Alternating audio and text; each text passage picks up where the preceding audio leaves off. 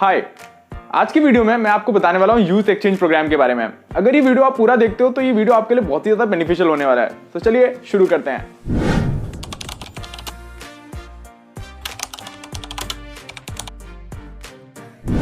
तो hey guys, मेरा नाम है अरुण और आप देख रहे हो एनसीसी जर्नी यूट्यूब चैनल। तो यूथ एक्सचेंज प्रोग्राम होता क्या है?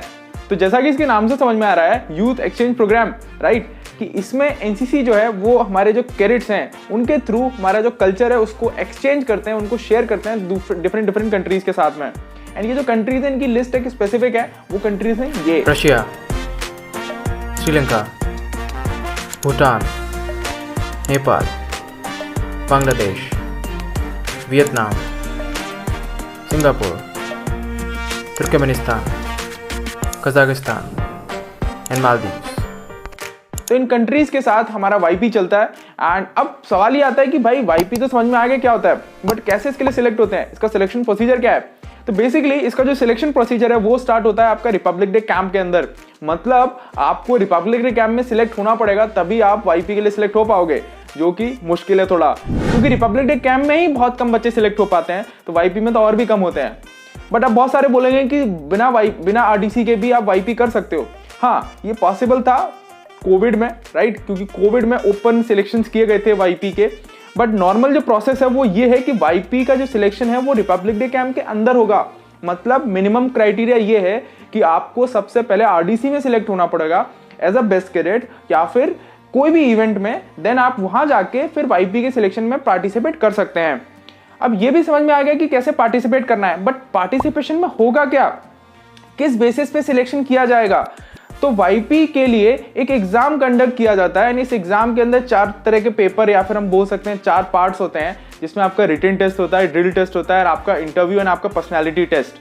तो ये चारों टेस्ट में जब आप अच्छा परफॉर्म करते हैं तो इस बेसिस पे एक ऑल इंडिया मेरिट निकाली जाती है। एंड जब आप मेरिट में आ गए, राइट, एंड अब आप मेरिट में आपकी पोजीशन क्या है वो चीज डिसाइड करेगी कि आपको कौन सी कंट्री जाने को मिलेगा। अगर आपका रैंकिंग लो है मेरिट में, ओके, तो हो सकता है आपको छोटे छोटे जो नेशंस हैं, जो हमारे नियर बाय नेबरिंग कंट्रीज हैं, नेपाल, श्रीलंका, भूटान, वहां जा सकते हो आप। एंड वहीं पे अगर आपकी रैंकिंग अच्छी आती है ऑल इंडिया लेवल पे, तो आपको जाने को मिलेगा सिंगापुर, रशिया, मालदीव्स ऐसे और वियतनाम जैसे कंट्रीज को। ठीक है, हालांकि डिफरेंस कुछ खास ज्यादा नहीं होता है, हर कंट्री का अपना खुद का एक एक्सपीरियंस है जो कि आप ऐसे कंपेयर नहीं कर सकते किसी के साथ। अब एक सवाल ये है कि भाई चलो रिटन एग्जाम भी कर लिया, ये सब कर लिया, बट क्या क्वालिटीज अगर मेरे अंदर हैं तो मैं ये आइडेंटिफाई कर सकता हूँ कि हाँ मैं वाईपी के लिए तैयारी कर सकता हूँ? क्योंकि वाईपी सबके लिए नहीं बना है, राइट, बहुत ही स्पेसिफिक कैडेट्स जाते हैं उसके अंदर में। एंड अगर आपके कम्युनिकेशन स्किल्स, आपका कॉन्फिडेंस एंड आपका way of presentation, how you portray your self, how you portray your thought process अगर अच्छा है तो आप वाईपी के लिए प्रिपेयर कर सकते हो। बट एक टर्म्स एंड कंडीशन है कि आप सेकंड ईयर में ही होने चाहिए। मतलब आपको लाइफ में सिर्फ एक ही चांस मिलेगा वाईपी में पार्टिसिपेट करने का, वो है एनसीसी का सेकंड ईयर। अगर आप एनसीसी के सेकंड ईयर में आरडीसी में सिलेक्ट होते हो तो आप जाके वहां पे वाईपी के लिए सिलेक्शन भी दे सकते हो। जरूरी नहीं है कि आप बेस्ट कैडेट हो तो ही आप सिलेक्शन दो। हाँ, अगर आप बेस्ट कैडेट हैं तो आपका वाईपी में सिलेक्ट होना पक्का है, ओके। तो आप इस तरह से वाईपी के सिलेक्शंस में पार्टिसिपेट कर सकते हैं, बट एक ही चांस है पूरी लाइफ में, वो है सेकंड ईयर। अब बहुत सारे लोग बोलेंगे थर्ड ईयर क्यों नहीं? तो बेसिक सा फंडा ये है कि जब आप वाईपी का एग्जाम देते हैं एंड पूरा जो रिजल्ट आता है, सब सारा जो प्रोसेस खत्म होने के बाद जो डेलीगेशन आता है वो बहुत लेट आता है, मतलब नेक्स्ट ईयर आता है एक तरह से। तो अगर आप थर्ड ईयर में जाके आरडीसी करते हो, वाईपी में सिलेक्ट होते हो एंड जनवरी फरवरी में आरडीसी खत्म होगा, तब आप वापस आते हो एंड अप्रैल में तो आपका एग्जाम हो जाएगा। मतलब अप्रैल में आप एनसीसी के बाहर, एंड जो डेलीगेशन आएगा वो आएगा अप्रैल के बाद, मतलब जून के बाद डेलीगेशन स्टार्ट होगा। तो एक्स कैडेट्स की फंडिंग गवर्नमेंट नहीं कर सकती, राइट, मतलब आपको एनसीसी में होना पड़ेगा at the time of YP delegation. तो जब आप सेकेंड ईयर में हैं तो ही आप वाईपी के लिए अप्लाई कर सकते हैं। चलो, अब वाईपी के लिए भी सिलेक्ट हो गए, अब आगे का प्रोसेस क्या है? तो जिस दिन आपका उस लिस्ट में नाम आएगा कि आप पर्टिकुलर इस नेशन में जा रहे हो इस तारीख को, तो उस डेट से पहले, मतलब जिस डेट को आप यहाँ से बोर्ड करोगे उस डेट से 10 दिन पहले आपका एक कैंप लगता है डीजी एनसीसी में। बेसिकली एक कैंप इसलिए होता है ताकि आपकी ब्रीफिंग करी जा सके एंड आपकी किटिंग डिस्ट्रीब्यूशन किया जा सके। एंड आप, जैसा कि आपको पता है कि आप वाईपी में जाके कल्चरल करने वाले हैं, आप अपना कल्चरल एक्सचेंज करेंगे, तो आप कल्चरल की एक प्रैक्टिस करते हैं वहां जाके। एंड ये जो 10 दिन का कैंप है ये बहुत ही मजेदार कैंप होता है। इसमें आपकी किटिंग डिस्ट्रीब्यूशन हो जाएगी। इन किटिंग के अंदर आपको आपके नाम का बैटन मिलता है जिसके ऊपर आपका नाम लिखा होता है, right. And along with baton आपकी ब्रीफिंग होती है, कई बार प्राइम मिनिस्टर से भी आप मिलते हैं, डिफेंस मिनिस्टर से भी मिलते हैं, एंड उसके बाद आप जाते हैं उस कंट्री में।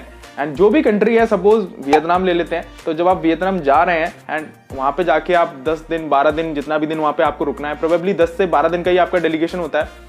एंड 10 से 12 दिन आप एकदम फन करते हैं, वहाँ के जो VIPs होते हैं उनसे जाके मिलते हैं, एंड कई बार वहाँ कुछ प्रोग्राम्स होते हैं, उनमें आपको पार्टिसिपेट करने का मौका मिलता है।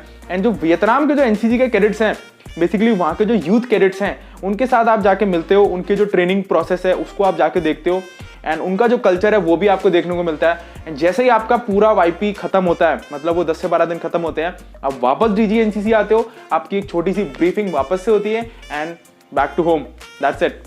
तो ये था पूरा YP का प्रोसेस। अगर आप भी एक फर्स्ट ईयर NCC कैडेट हैं, अभी आपने NCC में एनरोलमेंट लिया है, अगर आप देखते हो कि आपकी पर्सनैलिटी उस लायक है कि आपका कम्युनिकेशन स्किल्स अच्छे हैं, राइट, एंड आपका कॉन्फिडेंस अच्छा है, आपका प्रेजेंटेशन, वे ऑफ प्रेजेंटेशन अच्छा है, तो आप इसके लिए डेफिनेटली अप्लाई करो। बट मिनिमम क्राइटेरिया आपको पता होना चाहिए कि RDC में सिलेक्ट होना पड़ेगा। इन RDC में सिलेक्ट होना इतनी आसान बात नहीं है, बहुत मेहनत लगेगी।